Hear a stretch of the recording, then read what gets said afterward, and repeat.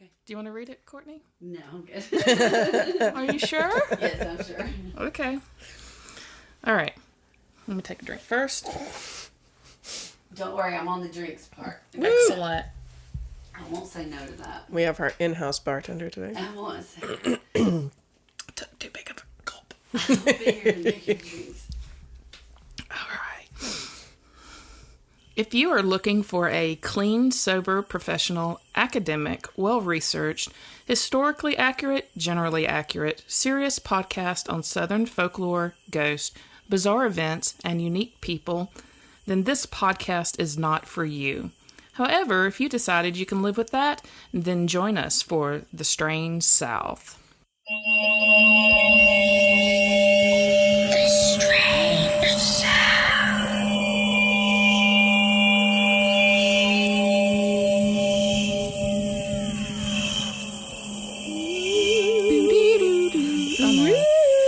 I want one of those little things like they did on Grease, like dong ding dong, like the little boom boom boom boom. Don't we? I think we could just use a child's xylophone for that. Almost. Oh, that's what they were using.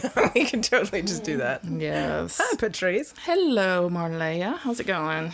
It is good. So let's talk about this delicious drink that we're drinking that I'm already like burning from here to here right now, which is good, which means I'll probably, since I'm going first, I may make it through without slurring anything. I have no such hope. Yes.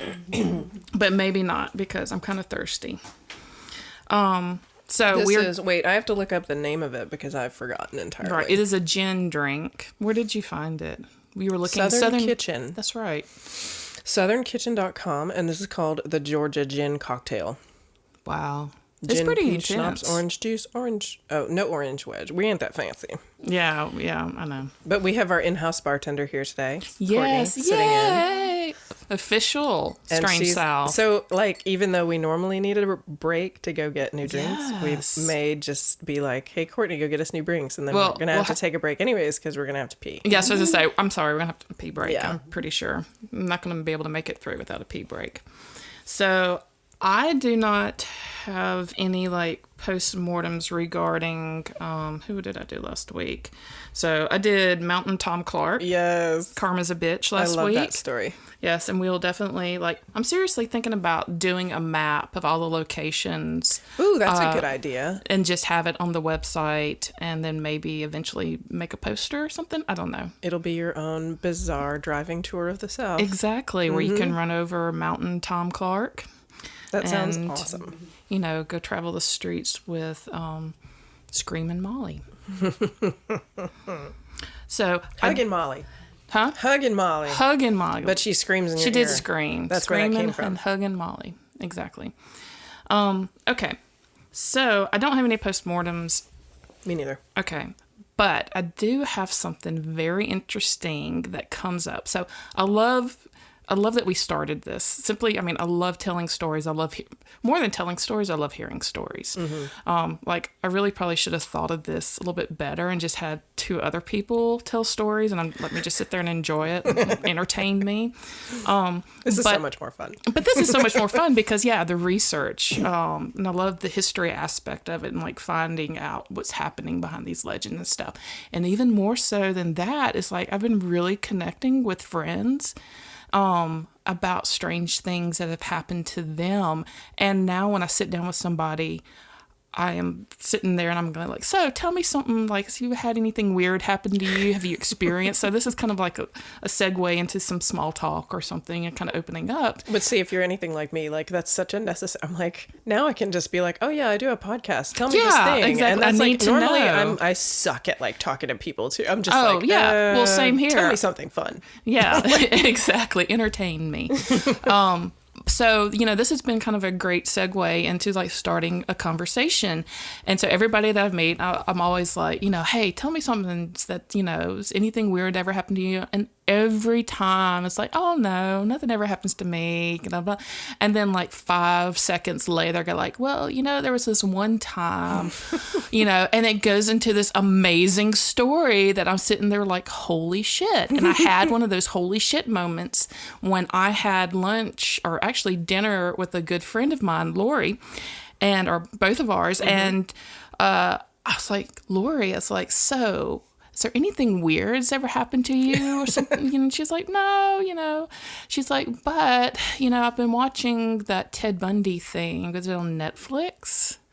And I'm like, okay, yeah. She's like, my mother escaped Ted Bundy.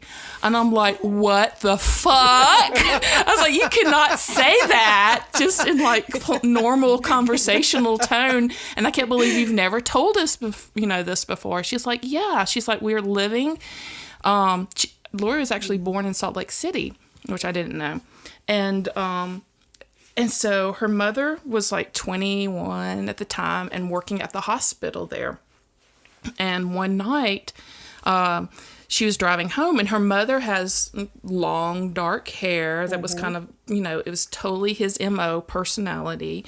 And she was pregnant with Lori at the time. And so she was driving home from work that night, and an unmarked car with a light pulled her over.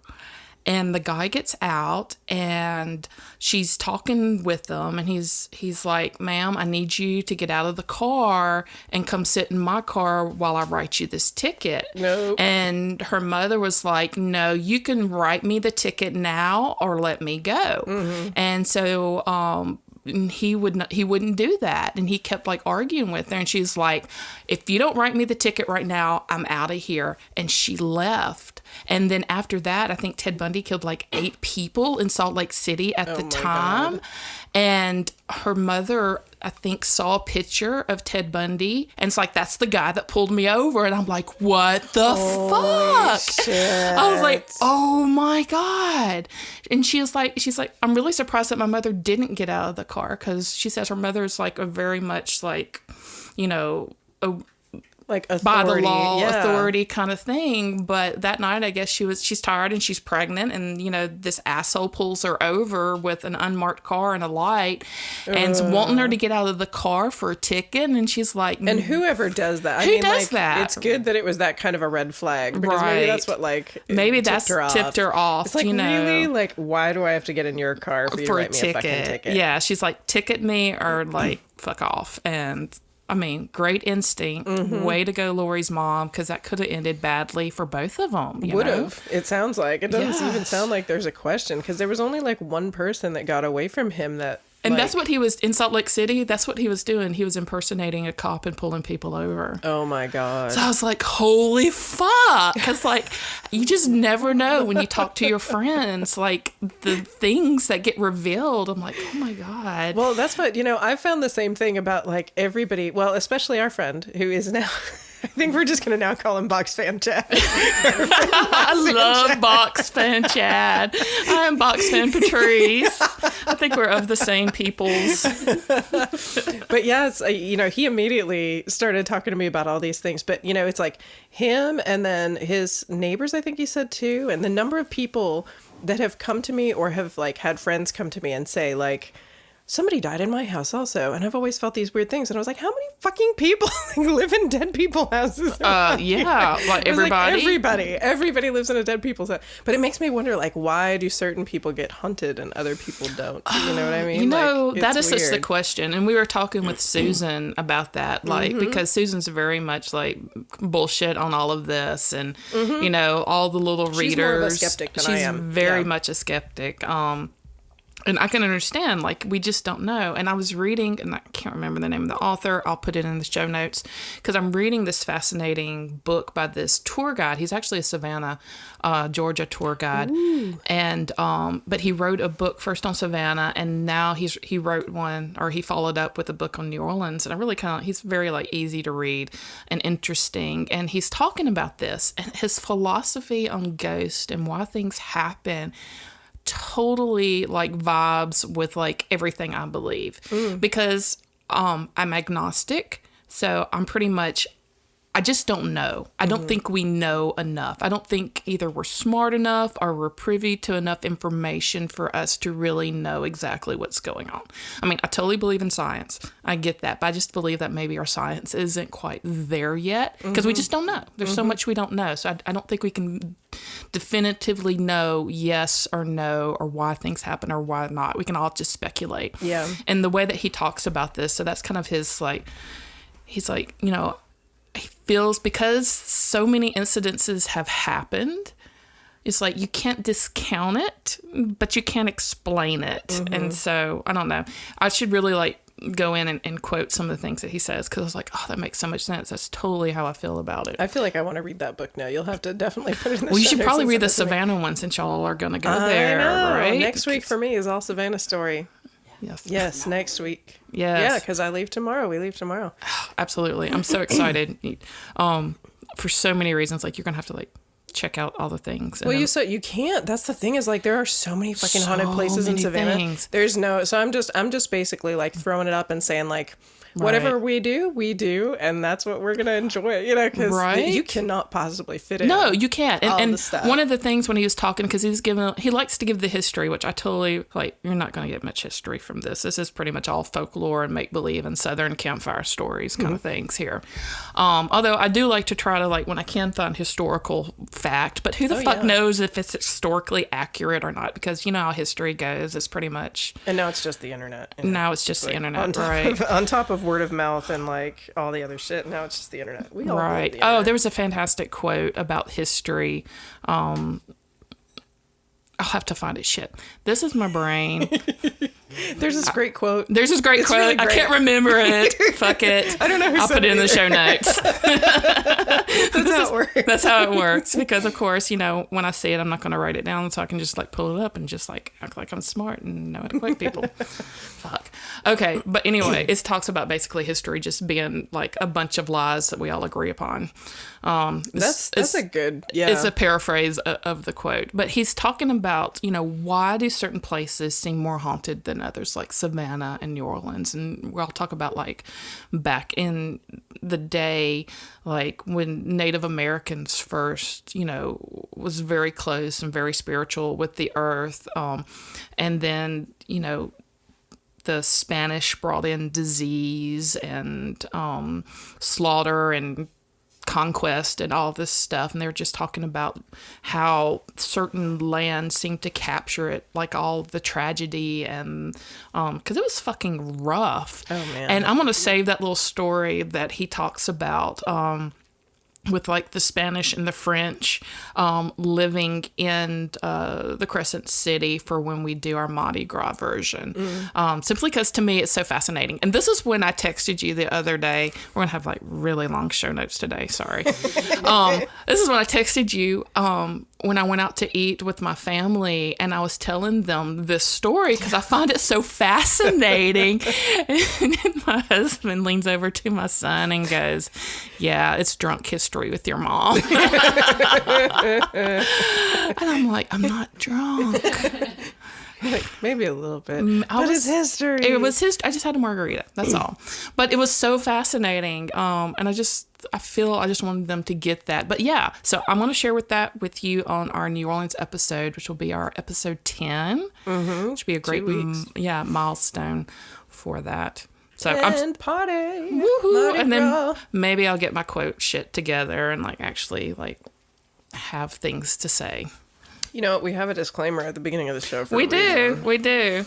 It's like I think we far and away exceed the expectations of anyone who actually listens to that or disclaimer. knows us, or me. knows us. I'm like, damn. personally. Every time, it's so funny. Every time we listen to our show afterwards, because we want to hear how it sounded and what we can change and everything like that. Right. I always texting Patrice, and I'm like, we're so fucking interested. And completely modest. Absolutely. All right, so I'm going first today. I'm probably going to be reading all this because, again, I have like a running list, like we talked about, a running list of all the things I want to cover. And we have some locations that we're talking about maybe going to and doing live from locations, which I would totally love to do. I just got Finding the time for those. finding is the gonna be time logistics, the challenge part. right, is going to be the challenge part.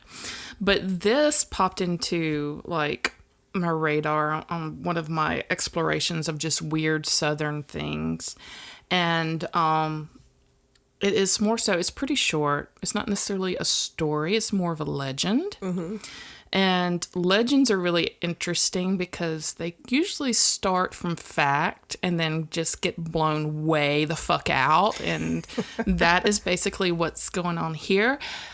And oddly enough, you've heard about this probably because you've heard of the band, but there's not a whole lot of information out there, man. I visited Reddit. I'd scoured the internet. I scoured Google Scholar. I figured somebody did a paper maybe that has something to do with this. I looked at the library and there was one book. Of course, I didn't check it out because it was 12 o'clock last night when I was doing this. But you would think there would be more to it than it is for it to be kind of such a commonly known name. Mm-hmm. So I want to talk about this legend, and it's one of the South's most famous prostitutes, or as we call them now, sex workers, right? And is a woman that went by the name of Molly Hatchet. Oh. Okay. So men that crossed paths with her were basically known to lose their heads. So I probably have a thing for torso killers or something. It seems like the Hatchet. You just like the idea of men being decapitated. Exactly. Or taken apart with a hatchet.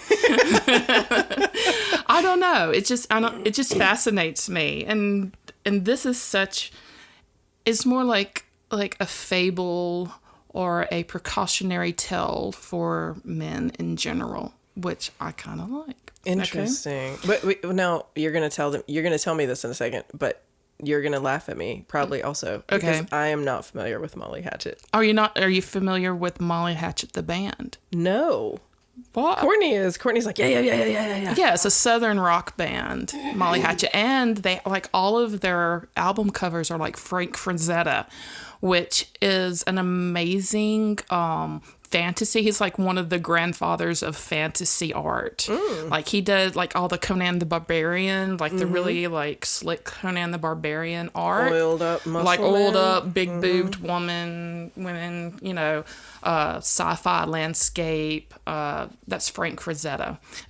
It's really weird. So it's you grow up, and my mom had a Frank Frazetta book, and it had all the big boobed women in it, and the loincloths and the sci-fi landscapes kind of deal. And that's kind of the first art in a book that I was exposed to. Mm-hmm. It was that and Paul Cézanne. I mean, mixed. That's different. It's so so different, right? And Van Gogh, the Van Gogh I've got up here. Flowers.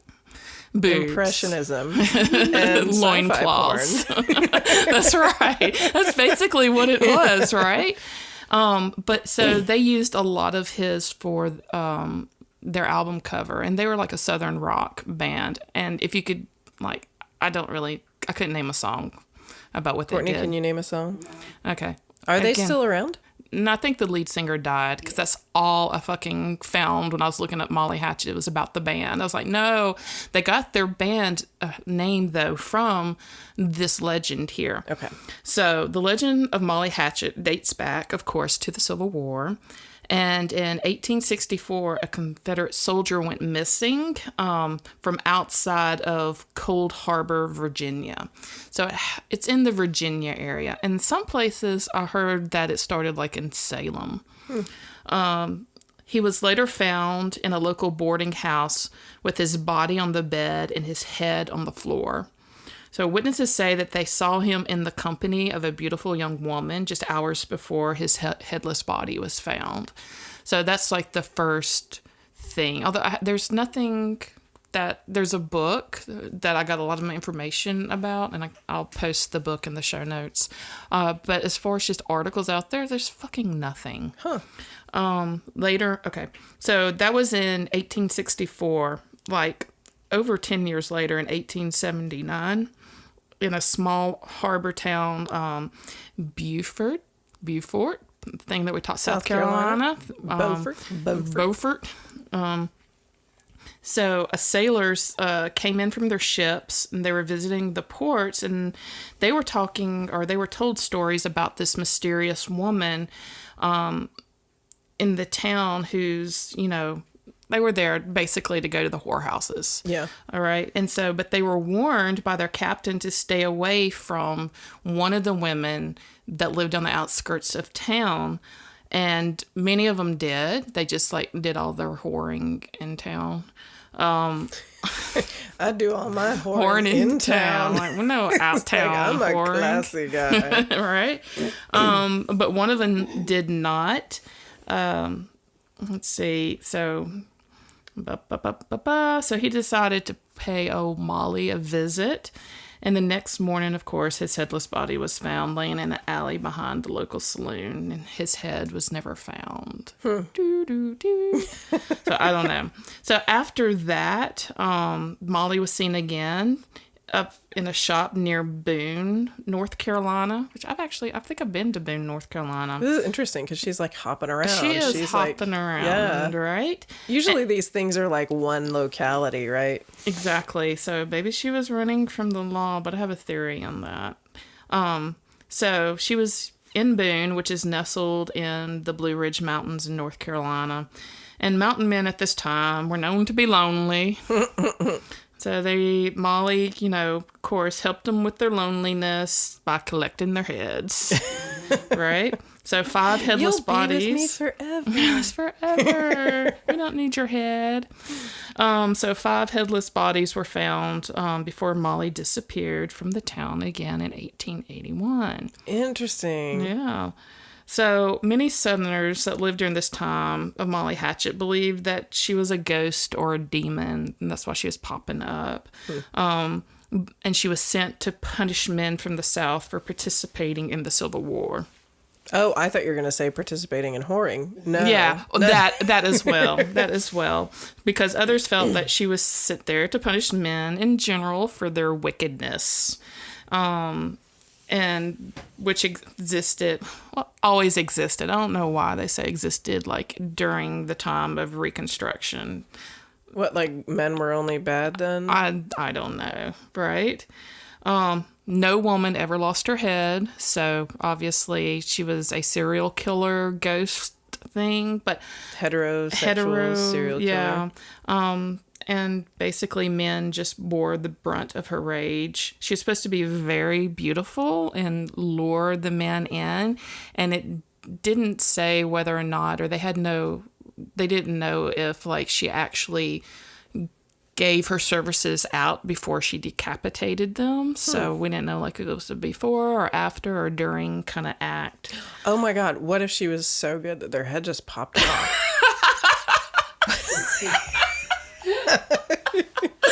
That's my story now. Yes. Hey, you know what? That's a good story, right? Basically, blah, blah, blah, and dead man tell no tales. So the legend of this ghost, Molly Hatchet, there was a name that was associated earlier, so it could come from this woman named Abigail, but there's no background on Abigail. So what I think probably happened, and a lot of people agree with that. Oh, I still got like just a little bit left in my glass. Yeah, Courtney's being like the best house bartender. She's like making sure everybody's got what they need. I should like take a drink real quick. You can be as loud as you want.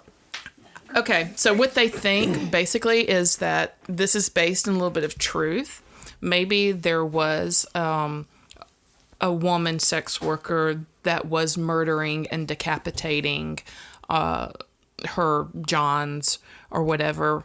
And then the legend just kind of grew, and it grew like the captains used it to scare their soldiers, so the soldiers wouldn't go off and get so riled up, or I don't know. It's like it was more of a control issue. Yeah, and like then Molly Hatchet means VD, like right. And then the wives totally caught on to this and perpetuated it, talking about Molly Hatchet to their husbands, so their husbands wouldn't go off, messing around and whatnot. But yeah, so the Molly Hatchet, I did a little bit of research on Molly because we've heard the name Molly from Hugging Molly, right? From Hugging Molly.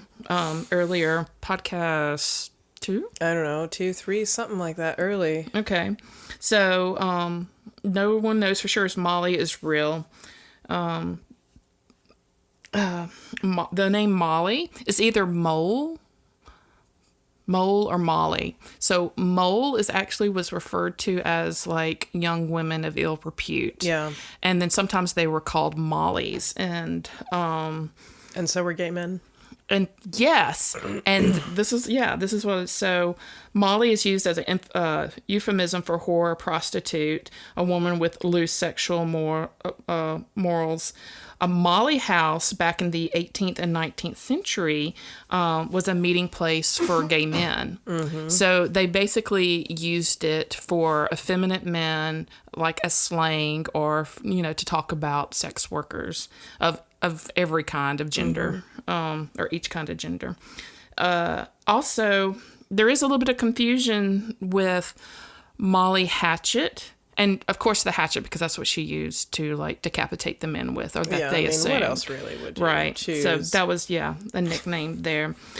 But for some reason, when I was doing this research, Carrie Nation came into play. So Carrie Nation was a prohibition lady who went around with a hatchet to the saloons, right. and with her Bible, saloons. and she would go in and just wreak havoc, and just like smash all the bottles and whatnot. So there's a little bit of confusion between her being Molly Hatchet and I bet she loves that. Oh, her right. ghost is like, fuck y'all. Exactly. So, but it's more of a legend. There's very little evidence to prove that there is actually somebody named Molly. So, because we know Molly could just be a generic name for this Abigail lady who may or may not have decapitated all these men at the time, and then, or you know what? It could have been a serial killer that went around during this time and got the ill repute of decapitating men who went in their wicked ways to, whorehouses and whatnot during the time. Is it bad that I'm rooting for her being an actual serial killer? Like, I'm sitting here thinking, like, the feminist in me says... Well, why do you this woman think is that just I'm like, this is a subject that I'm obviously very interested in? I don't know. That's pretty cool. So I'm going to have to go listen to all the Molly Hatchet music after this now. I know. Maybe we'll throw some in just a little bit so we don't get, like, copyright tagged. Is there a rule on that? Like, how much can we throw? Because Squirrel Nut Zippers totally just went in the comments on the YouTube, so I don't know how much we can do there. I got permission from the Hug and Molly dude. Right. So right. Just maybe in like case 5 you're listening, seconds. government. That's right. 5 seconds, maybe, blah, and then done. We have to cut out this conversation. They're listening. Yeah. Well, they're already listening on our phone, so we could so we could totally. But that She's is our my government censor. That's right. I'm sorry, sir. All I hear is loud ice and liquid. That wasn't me. Oh man, now you've got me fat. Now I want to go. I'm gonna go down a rabbit hole this afternoon, I'm sure. Right. Well, good luck if you can find something. know. Again, there was something that said about thank you, Molly Hatchet being from Salem, Massachusetts. That's the sign of how much you've had. Yes, that I just finished. Massachusetts. But that really, like, a lot of people are like, bullshit. That's kind of like doesn't fit the time period. That was the witch trials. That wasn't Molly, during the Civil War kind of era thing. Well, and it's funny too, because like there's nothing else about that story that like screams witches. Right. It screams like, yes. Fuck you guys, I'm gonna cut your head off. Like, right. Probably abused and beaten up. I was gonna say, when like drunken being a sex worker sailors is the only way that you can stay alive, you're gonna be a bit bitter, It's exactly. surprising we don't have like Jane Hatchet and Heather Hatchet, Brittany Hatchet. or yeah, exactly. No.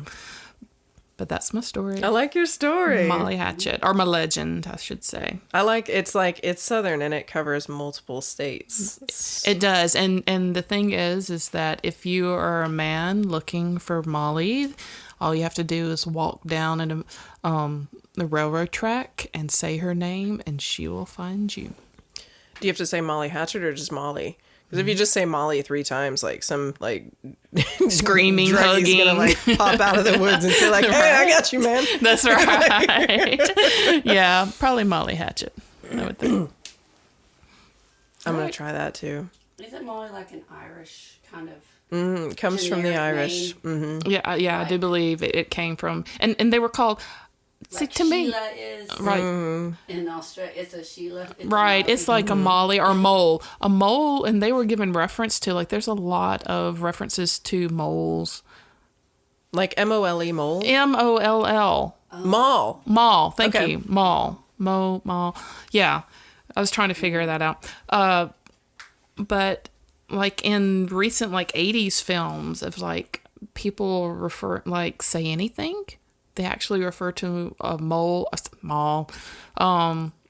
in one of their like dialogues. Really? So there's a lot of different films that, and they're referring to young women with loose morals. I wonder if it's in Far and Away. Why do I want to watch Far and Away lately? Is that a movie? That's a movie with Tom Cruise and Nicole Kidman. Far and Away, right? Is that Amish?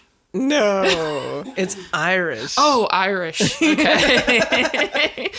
I'm like, that's going to be my excuse to finally watch that movie. It's been in my head for like 3 days and I don't know why. You've never watched it? Oh, yeah. I like practically had it memorized for a while. I had a boyfriend in college who was obsessed with like romantic movies. It was really interesting. Like he was the one who watched Dawson's Creek every week. It's kind of strange. But yeah, it was one of his favorite movies. So we watched a lot of Far and Away. Huh. I don't think I've ever watched that. I don't know that I would necessarily recommend it for anything other than nostalgia's sake, but I'll let you know when I watch it again for nostalgia's sake. And tell Right. you. If there's anybody named Nostalgia Molly. is also another clue word of how much you Is have. nostalgia. Nostalgia. Well, I'm ready to tell this maybe. Okay. Woohoo! I went back home this week because I've been like, Kentucky and North Carolina and all these other places. And I've done a lot of stories in Alabama, but I'm doing another story in Alabama. Okay. And I've never actually been up here. Well, I'll leave that for when I actually tell it. Okay. So up in Etowah County, which is north of where we are, just north of where we are. Right. It's just behind Nakalula Falls Park. So the Black Creek is up there. Nakalula Falls is like a really beautiful like waterfall and I don't think it's a conservation area, but anyways, it's a nice hiking area, lots of trails and stuff like that. And there's a legend of an Indian woman who jumped off the falls to avoid, I think, being married off by her chief father. Is that the story? Right. Yeah, Courtney's nodding. So that's what Nakalula Falls is. But right behind there, behind the campground, there's a winding wooded gravel road. Now I have been told, I think it might have been paved in the last 10 years. But anyways, it's filled with potholes when I, first started hearing about this. And heavily wooded on both sides. There's bogs on both sides of the roads. Lots of water collects on both sides. And there aren't many houses on Hinds Road. Okay. Back behind Nakalula Falls. It doesn't lead anywhere. All it does is loop around from one suburb on the north of Nakalula to one suburb on the south of Nakalula. There's no reason to go there unless you're looking for, like, visiting somebody who just randomly lives off a driveway up there. Okay. But if you go up there any given night, you're going to find, like, teenagers in four-wheel drives parking on the side of the road because they're looking for something.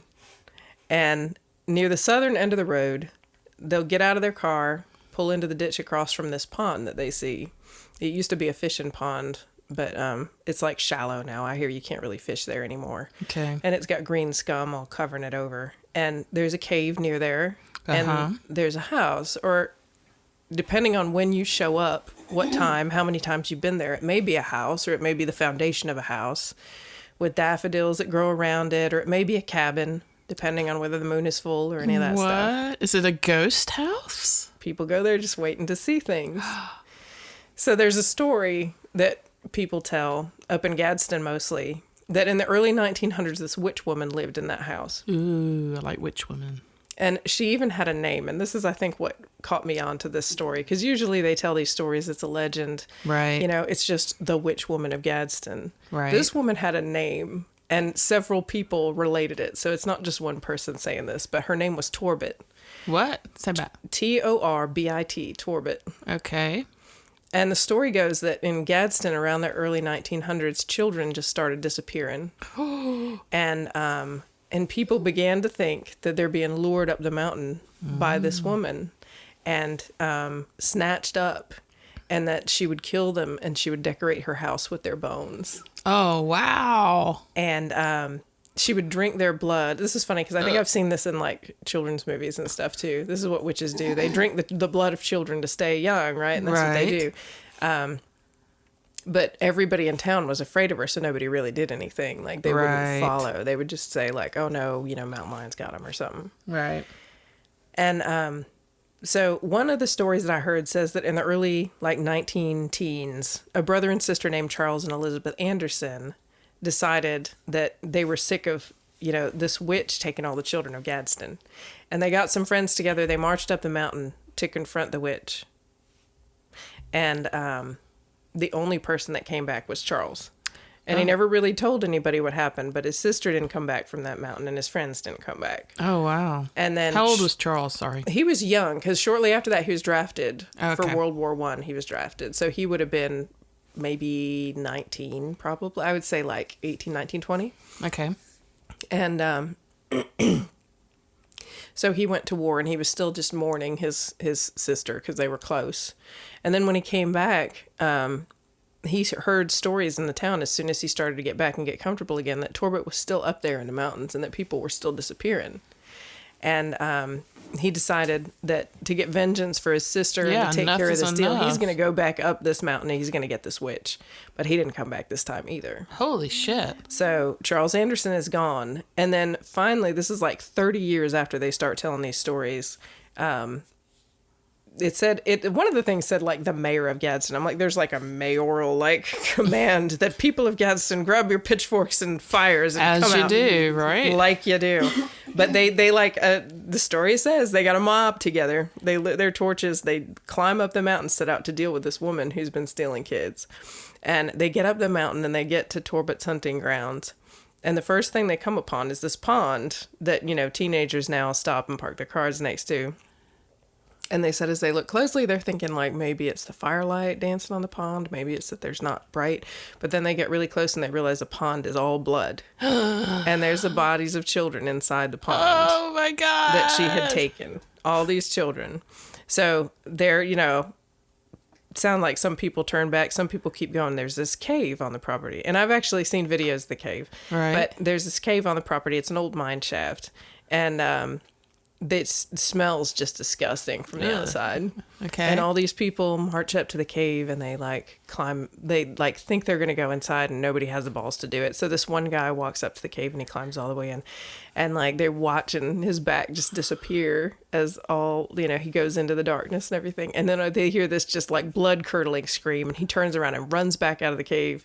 Looks like just white as a sheet and never tells anybody what he saw inside. But nobody else went in. Oh, my gosh. And then finally they walk a little further and they come to the cabin. So if you ever go up Pines Road, the cabin, there is a foundation of a house right off of the road. Oh. But from what I've heard, that's not her house foundation. It's further out. Okay. Further out in the property. So they got to the cabin finally.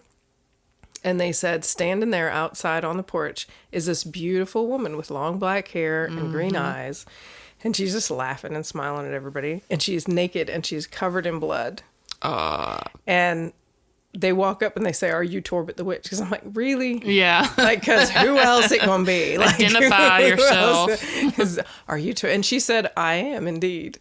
And they just threw their torches on her. And they lit the house on fire. And in the 1930s, they burned this whole cabin down with her inside it. And some people said she had a child inside. Other people started some argument on Reddit about why would you have a child inside if you were stealing other people's children? Why didn't you just take your own kid? I don't know. We get a little petty. Or why didn't you like run away from the fire? Yeah. If you're standing on the porch. Exactly.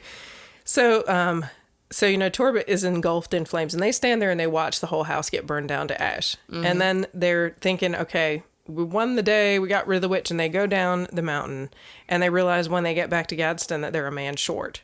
And they're looking around, but they're like, it's so funny. It's like, we just killed a witch and it's really dark up there, so I'm not going to go back right now. And so they decide they're not going to send a party out to get him. But about a couple hours later, he just comes down by himself. And he looks like horrified, but he's safe and he's fine. He's not ill or anything. And he says that a spirit man guided him down the mountain and told him never to come back up there again.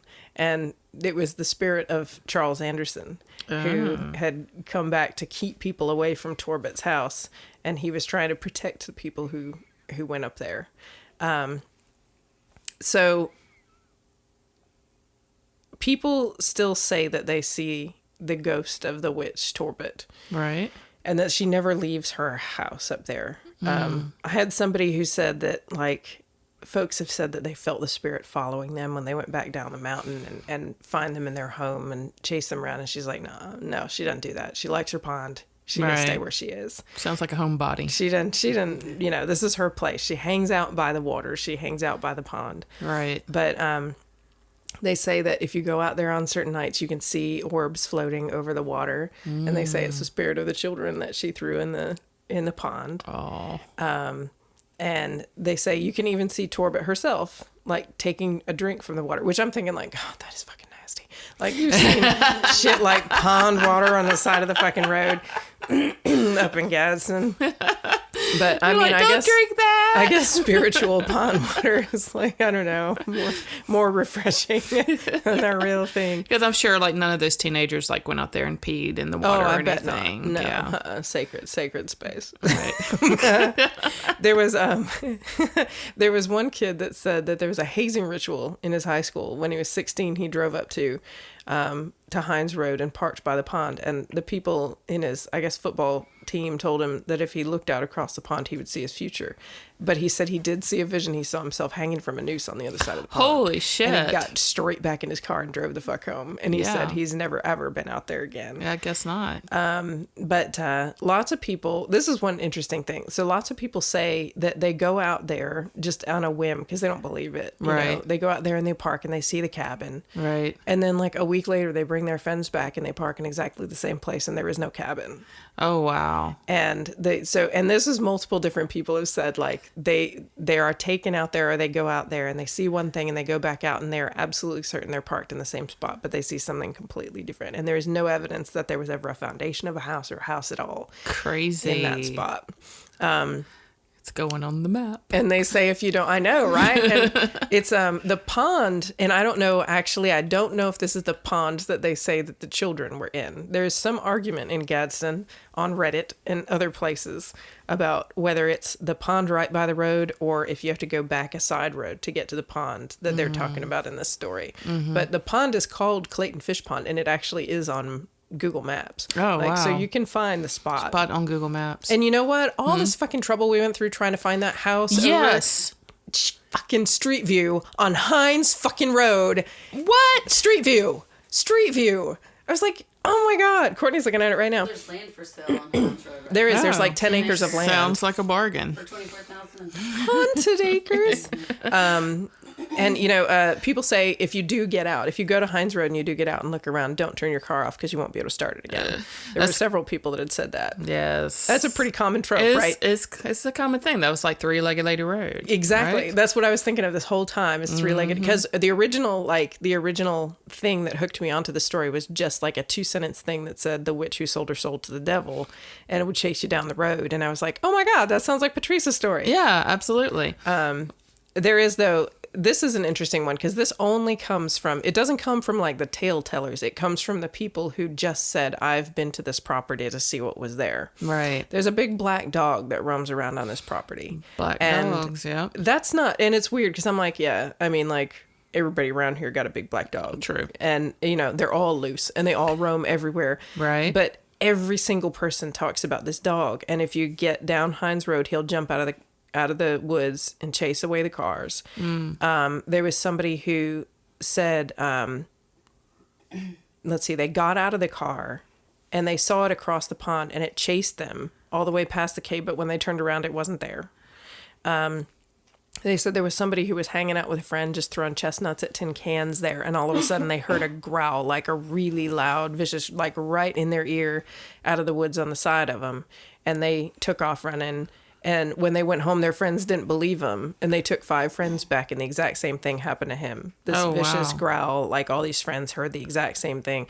But then there was a woman who said that when the pond was a fishing pond, that her grandmother lived right down the road and would take her to this spot and let her play there while they were fishing. And she said she always saw this black dog multiple times. And this was a while back then. Right. She saw this black dog hanging out at this pond, and she said it would keep its distance, but it would watch her like it was guarding her. Huh. And I think, I really, you know, the way the story ought to go is that dog is the spirit of Charles Anderson, keeping children away from that witch's house. Oh, I like that twist. Trying to keep teenagers and children away from Torbit the witch. And so there were other people that said that one time, like in the 60s or 70s, they drove by here and they got out and they started looking for things, and they found a still in the woods, which kind of makes sense. Like, you know, water pines and boggy areas and like out of the way places near the water. Yes. You know, they found a still in the woods, and they think maybe somebody in the family made up this story to keep people away from the woods and not to ask questions about what's going on when there's weird noises up here. As all these stories always go, just like Three-Legged Lady Road, there are billions of stories now too. Everybody stays away now because Satan worshippers hang out up there. And hang cat heads in the caverns, and chase people. But you know, there were legitimate stories too. I actually finished putting this together at like 10:30 last night because it took me forever this week to figure out what I was going to talk about. I finished putting it together about 10:30 last night, and I almost texted Courtney and was like, "You up for a drive?" But you know what? I would do it right now, but I would not fucking do it after dark, because I was like, you know what's scarier to me than Torbit the Witch? Some asshole in Etowah County with a gun on my private property. I'm thinking like, this dude is gonna hunt me down and shoot me, because there are people who've said that they've gone out there and they've had Jeeps follow them all the way down the road to the other end. They've had some random dude like parked in the middle of the gravel road, just like blocking all the lanes, just staring at them while they drive by. And yeah, you gotta watch out, like if you start driving, because people grow weed and stuff out there. All kinds of shit. Like I said, weed. Weed. Yeah, so you just have to, you have to really watch it. And it's I mean, most of that area is private property. Absolutely. So if you want to go out there, you know, you are risking your neck really to go out there, because it's dark. There are no fucking street lights up there, you know, and they don't care who you are at some point. You know, if you're on somebody's property, it's your fault. They don't want you out there. Exactly. So yeah, I was like, oh, I really wanted to go, but then I was like, I don't know. I know. It's not like back in the day, like when we were all teenagers, where it probably was still as big of a thing, but it seems like it's more deadly now to go on somebody's property than it used to be. Like, you know, I feel like it would have been just as deadly. It probably was, you know, just naiveness, right? But yeah, I mean, maybe it's just growing up and being a little bit more mature. It's like I have a lot harder time like going out to abandoned sites and being there without like feeling like, oh, somebody's going to come shoot me or call the cops on me or something like that. Yeah, I think nothing has changed but our sensibility of what we should be doing. Those law-abiding citizens. That said, Hinds Road is pretty easily findable on the maps. So if you're interested and you want to go out there, forgive me, family who owns that property for. Well, I'm sure they're pretty used to it. I know. I really think like it happens all the time. And I had never heard. I actually ran it by some of my like people who know the things around here, and there were a couple people who knew about it and a bunch of people who didn't. So wow, it's new to me. It's a pretty extensive, crazy. It's a pretty extensive legend, and I kind of like it. Yeah, you know, again, Native Americans. So we have that tie-in with the Native Americans, with the falls and everything in the area. So who the fuck knows? Who the fuck knows? Again. Long black hair, but she had green eyes. Green black eyes. hair and green eyes. Black dog. Naked, bloody dancing in the middle of... God, that could be anybody. I don't know. Right, Could be any old buddy. So my story's pretty damn short this week too. I know. Like a legend. Mine, yeah, it's legends. It's Legends Day. Strange South. Well, thank y'all for listening, and please check us out on Facebook and Instagram. We are the Strange South Podcast. And thank everyone who's made comments and given us 5 stars on our iTunes. Yes. And if you've been to any of these places or heard anything about any of these, let us know. Yeah, on we Facebook, want to hear Instagram from you. messaging. And if you got stories that you know that we don't, or you think we might not, let or us be know. interested in, right? It's like your mom survived Ted Bundy. Yeah, let us right? fucking know. Tell us your personal story. It doesn't have to be some legend everybody knows about. Just tell us what happened to you. Absolutely. So we will talk to you soon. All right. Bye. Bye. Yay.